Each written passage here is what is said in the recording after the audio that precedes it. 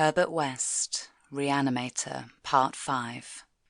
The Horror from the Shadows, by H.P. Lovecraft. Recording by Francesca Remick. Many men have related hideous things, not mentioned in print, which happened on the battlefields of the Great War. Some of these things have made me faint. Others have convulsed me with devastating nausea, while still others have made me tremble and look behind me in the dark. Yet despite the worst of them, I believe I can myself relate the most hideous thing of all, the shocking, the unnatural, the unbelievable horror from the shadows. In 1915, I was a physician with the rank of first lieutenant in a Canadian regiment in Flanders, one of many Americans to precede the government itself into the gigantic struggle. I had not entered the army of my own initiative, but rather as a natural result of the enlistment of the man whose indispensable assistant I was, the celebrated Boston surgical specialist, Dr. Herbert West. Dr. West had been avid for a chance to serve as a surgeon in a great war, and when the chance had come, he carried me with him almost against my will. There were reasons why I could have been glad to let the war separate us, reasons why I found the practice of medicine and the companionship of West more and more irritating. But when he had gone to Ottawa, and through a colleague's influence secured a medical commission as major, I could not resist the imperious persuasion of one determined that I should accompany him in my usual capacity. When I say that Dr. West was avid to serve in battle, I do not mean to imply that he was either naturally warlike or anxious for the safety of civilization. Always an ice-cold, intellectual machine, slight, blonde, blue-eyed, and spectacled. I think he secretly sneered at my occasional martial enthusiasms and censures of supine neutrality. There was, however, something he wanted in embattled Flanders, and in order to secure it had to assume a military exterior. What he wanted was not a thing which many persons want, but something connected with the peculiar branch of medical science which he had chosen quite clandestinely to follow, and in which he had achieved amazing and occasionally hideous results.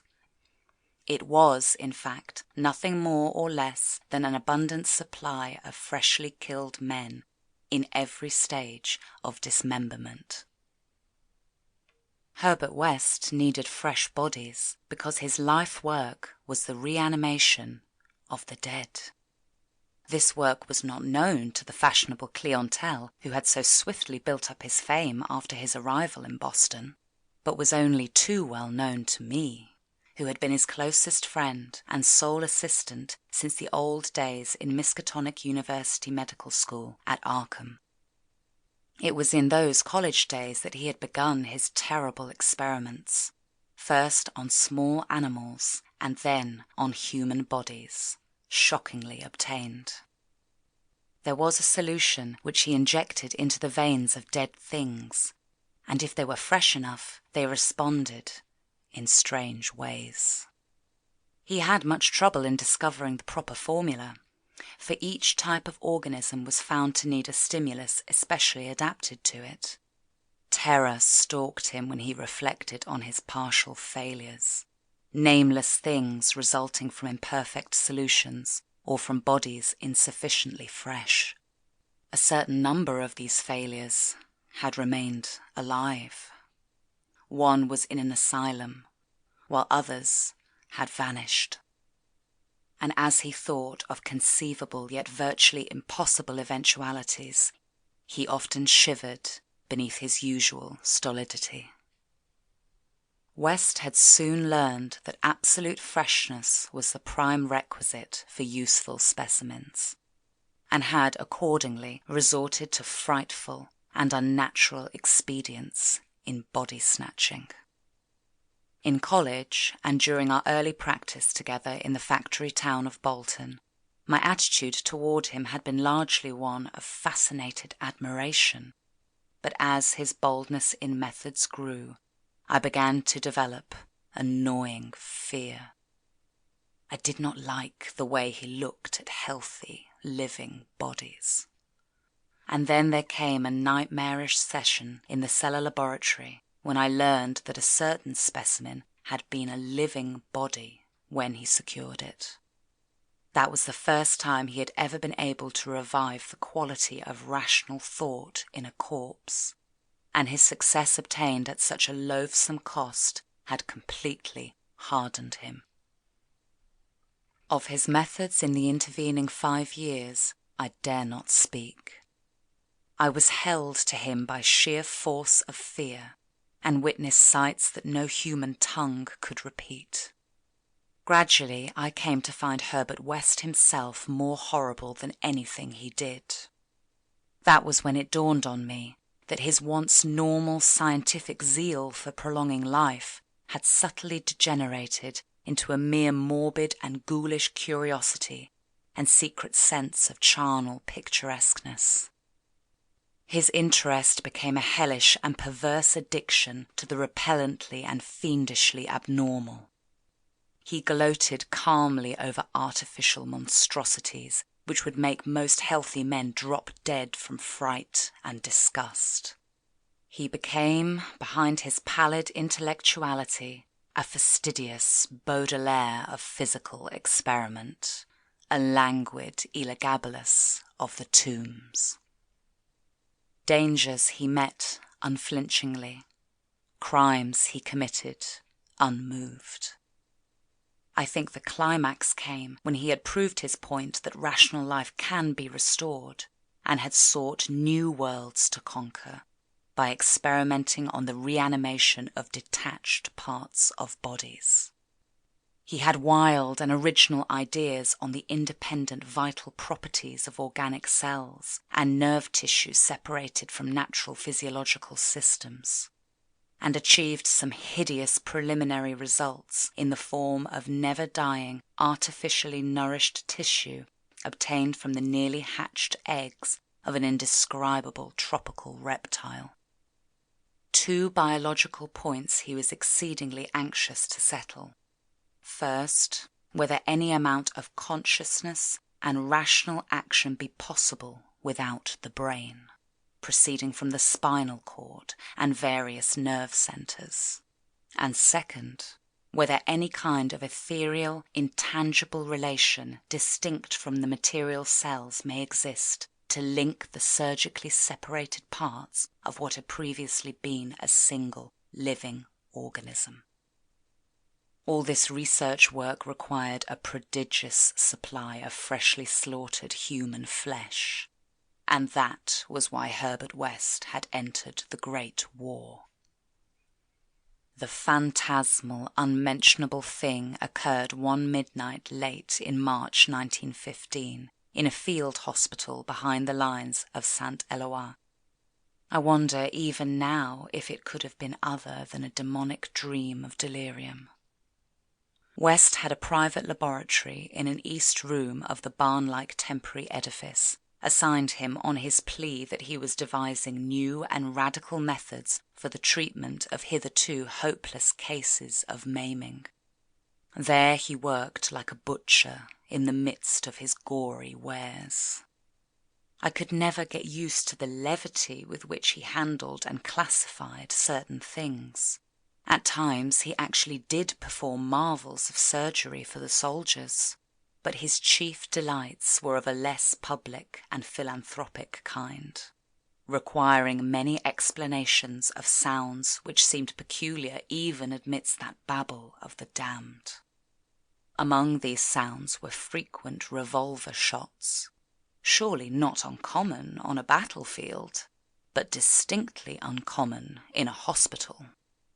Dr. West's reanimated specimens were not meant for long existence or a large audience. Besides human tissue, West employed much of the reptile embryo tissue which he had cultivated with such singular results. It was better than human material for maintaining life in organless fragments, and that was now my friend's chief activity. In a dark corner of the laboratory, over a queer incubating burner, he kept a large covered vat full of this reptilian cell matter, which multiplied and grew puffily and hideously. On the night of which I speak, we had a splendid new specimen, a man at once physically powerful and of such high mentality that a sensitive nervous system was assured. It was rather ironic, for he was the officer who had helped West to his commission, and who was now to have been our associate. Moreover, he had in the past secretly studied the theory of reanimation to some extent under West. Major Sir Eric Morland Clapham Lee, DSO, was the greatest surgeon in our division, and had been hastily assigned to the St. Eloi sector when news of the heavy fighting reached headquarters. He had come in an aeroplane piloted by the intrepid Lieutenant Ronald Hill, only to be shot down when directly over his destination. The fall had been spectacular and awful. Hill was unrecognizable afterward, but the wreck yielded up the great surgeon in a nearly decapitated but otherwise intact condition. West had greedily seized the lifeless thing which had once been his friend and fellow scholar, and I shuddered when he finished severing the head, placed it in his hellish vat of pulpy reptile tissue to preserve it for future experiments, and proceeded to treat the decapitated body on the operating table. He injected new blood, joined certain veins, arteries, and nerves at the headless neck, and closed the ghastly aperture with engrafted skin from an unidentified specimen which had borne an officer's uniform. I knew what he wanted: to see if this highly organized body could exhibit without its head any of the signs of mental life which had distinguished Sir Eric Morland Clapham Lee. Once a student of reanimation, this silent trunk was now gruesomely called upon to exemplify it. I can still see Herbert West under the sinister electric light as he injected his reanimating solution into the arm of the headless body. The scene I cannot describe. I should faint if I tried it, for there is a madness in a room full of classified charnel things, with blood and lesser human debris almost ankle deep on the slimy floor, and with hideous reptilian abnormalities sprouting, bubbling, and baking over a winking bluish-green spectre of dim flame in a far corner of black shadows. The specimen, as West repeatedly observed, had a splendid nervous system. Much was expected of it, and a few twitching motions began to appear.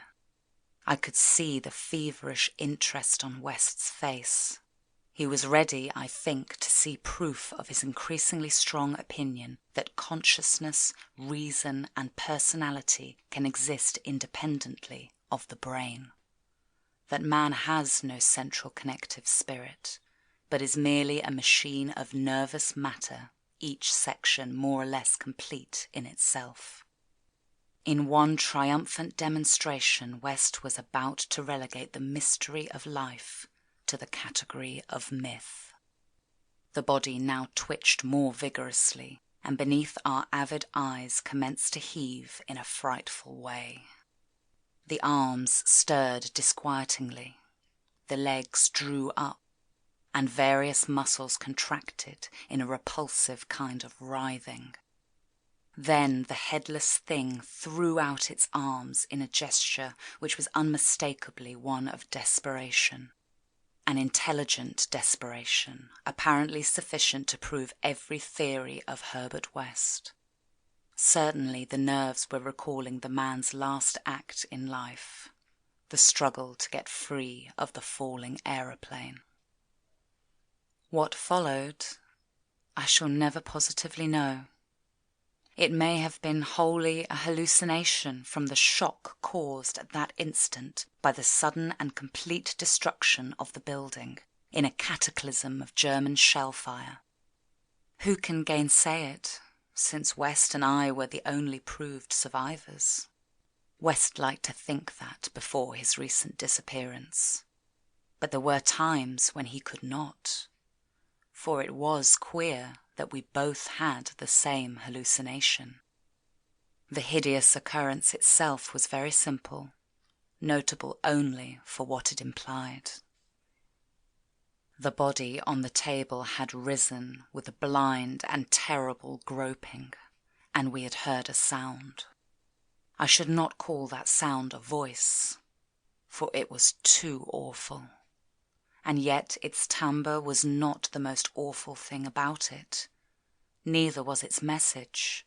It had merely screamed, "Jump, Ronald! For God's sake, jump!" The awful thing was its source, for it had come from the large covered vat in that ghoulish corner of crawling black shadows. End of Herbert West, Reanimator, Part 5, The Horror from the Shadows.